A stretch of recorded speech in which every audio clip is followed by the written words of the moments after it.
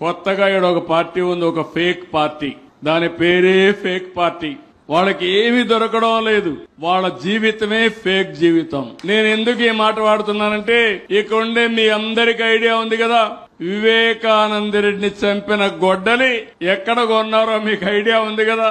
ఉందా లేదా? ఉందంటే చేలిపైకెత్తండి. దానిపైన ఆ గొడ్డలితో చంపి ఆ నేరాన్ని నా పైన నేనే ముఖ్యమంత్రిని. నాకే ఆశ్చర్యం వేస్తుంది, ఎంత అమాయకుడు ఎట్లా మోసపోయానని. నేను దయాదాక్షిణ్యాలు, నేను ఎవరి మీద రాగద్వేషాలతో పనిచేయను. అదే సమయంలో ప్రజలకు నష్టం కలుగుతుందంటే, మీ ప్రాణాలకు మీ ఆస్తికి నష్టం జరుగుతుందనుకుంటే, ఎలాంటి వ్యక్తి అయినా ఎలాంటి సమస్య ఉన్నా ఢీ కొట్టడానికి నేను సిద్ధంగా ఉంటానని మరొకసారి తెలియజేస్తున్నా.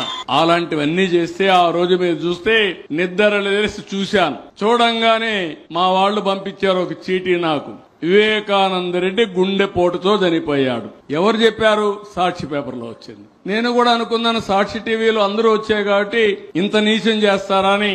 నేను కూడా నమ్మి గుండెపోటుని పాపం అనుకున్నా. పాపం అనుకొని నేను గమనున్నాను. ఎలక్షన్లు వచ్చాయి, సీట్లు పంపిణీ ఆ గొడవల్లో ఉన్నాం. అది అవుతానే మీరు ఒకసారి చూస్తే ఆయన కూతురు బయలుదేరి వస్తూ, మా నాన్న చనిపోయాడు, ఏదో నాకు అనుమానం ఉంది, మీరు పోస్ట్ మార్టం చేయాలని అడిగితే పోస్ట్ మార్టం చేయమని ఆదేశాలు ఇచ్చాం. ఆటోమేటిక్ గా చేయాలి. అయితే ఇక్కడ జరిగింది మీరు చూస్తే, ఒక సిఐని దగ్గర పెట్టుకొని మనిషిని చంపిన తర్వాత రూమ్ అంతా క్లీన్ చేయించారు. నెత్తిన గొడ్డలతో విపరీతంగా కొడితే మెదడు కూడా బయట వచ్చి బ్రూటల్ గా చంపారు.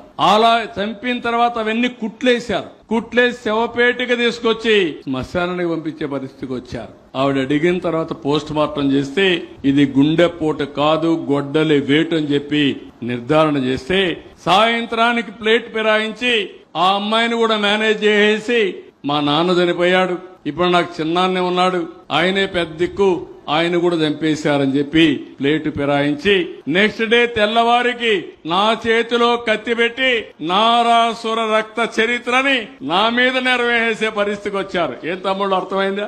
ఏమమ్మా అర్థమైందా? మీరు చేయగలుగుతారా ఆ పని? ఎవరికైనా సాహసం ఉందా ఇక్కడ? అలాంటి వాళ్ళు రాజకీయాల్లోకి రావడానికి అర్హత ఉందా అని నేను అడుగుతున్నా. వాళ్ళకి అర్హత లేకపోతే ఓటేసే వాళ్ళు మనల్నేమనుకోవాలని నేను అడుగుతున్నా. ఇప్పుడు అలాంటి పార్టీగా ఉండడానికి అర్హత ఉందా అని అడుగుతున్నా. నేను చాలా పార్టీలు చూశాను ఇంతవరకు.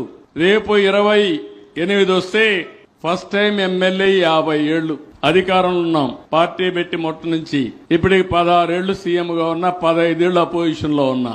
చాలా మంది నాయకులను చూశా.